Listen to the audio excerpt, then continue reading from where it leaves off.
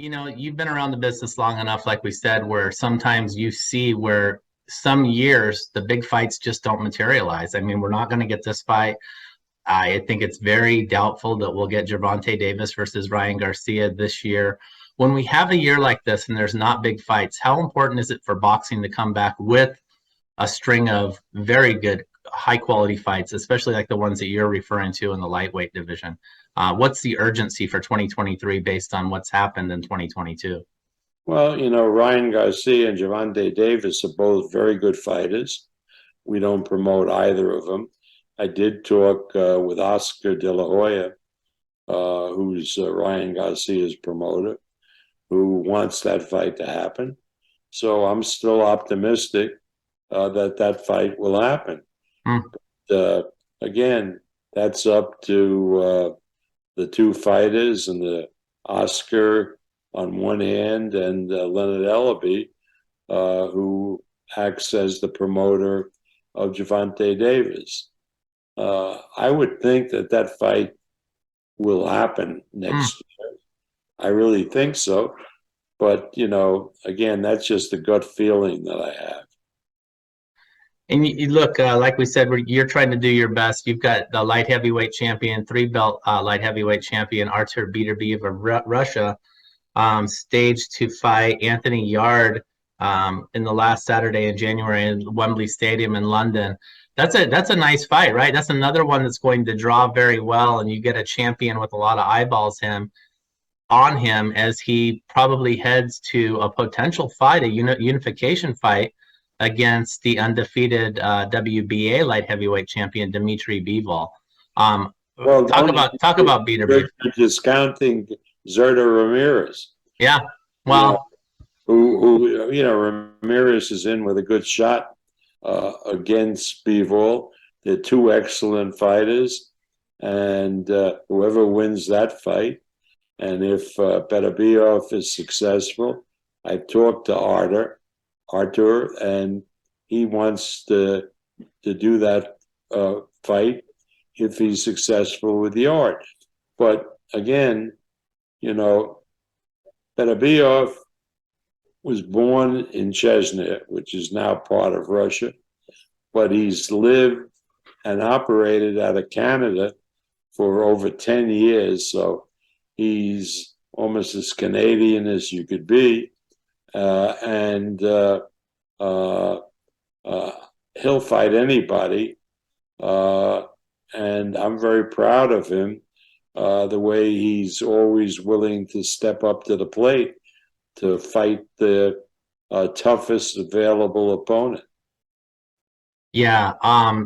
So are you saying that you like Ramirez against Bivol?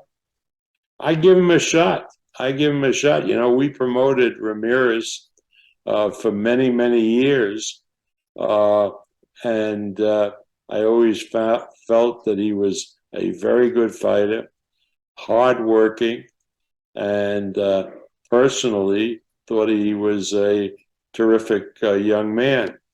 I give him a shot with Bivol, a really good shot. That's not to say that Bivol isn't a very good fighter, as he has proved in the ring. Takes a really good fighter to beat Canelo Alvarez, and he won a pretty wide decision against Canelo. I had an interesting conversation not too long ago with Bivol, and he actually said if he wins, he has more interest in moving forward rather than back to a rematch with Canelo Alvarez, moving forward to this unification fight against Beterbiev. What's your thoughts on Canelo's future? I mean, do you think Canelo really does want that Bivol fight, or should something else materialize that is in his best interest? Well, I consider myself a very good friend of, not very good, but a good friend of Canelo. I've spent time with him.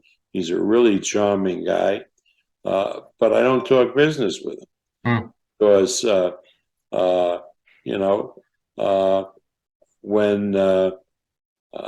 so I really don't know what he's thinking about where he goes after his next fight. But Canelo Alvarez is one of the best fighters of our time. And he and Eddie Reynoso will figure it out. Yeah. You've got let's give you have you talk about another fight in this calendar year, December 10th, Madison Square Garden. Teofimo Lopez at 140 pounds against Jose Pedraza. Where does that leave Teofimo if he can get a victory in that fight? Obviously, that'll be 2 victories since his defeat to Kambosos. He'll be basically fully recovered. What awaits him? Is it going to be the Josh Taylor, Jack Catterall winner after those guys fight in February? Well, we promote Josh Taylor. We don't promote Catterall. But assuming Josh Taylor can win the fight with Catterall, yeah, I'll sit down with Josh. I think Teofimo Lopez against Josh Taylor, 140 pounds, would be terrific. And it would be a massive fight over in the UK. And I talked briefly with Teofimo and his father, and they would be willing to go over to the UK to fight Josh Taylor. But first, he's got to fight Pedraza. And Pedraza is a tough out. Yeah. Real experienced pro. He's done very, very well. So we'll see. What do you need to see from Teofimo, you as his promoter? What are you looking for on that night in December? Well, I want to see the same intensity and the same star quality that he had when he was going through the lightweight division. He was really a very popular attraction because of the way he fought, how entertaining he was. So we'll have to see how he does on December 10th at Madison Square Garden. And I know Bob Top Rank is also very excited about another significant fight coming in February 3rd. Oscar Valdez and Emmanuel Navarrete. What a fight that will be. You've got the ink is dry on that deal? That is now a done deal? I think both fighters have agreed to fight each other. The question is what venue.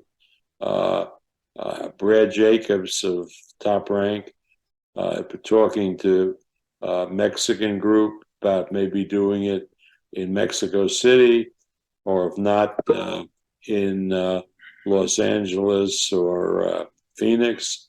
But that fight is, I think, definitely going to happen. What a fight that is. Boy, that really is something. I mean, these guys, they don't mess around. I mean, there'll be a lot of punches thrown. Reminds me of the old Morales Pereira days.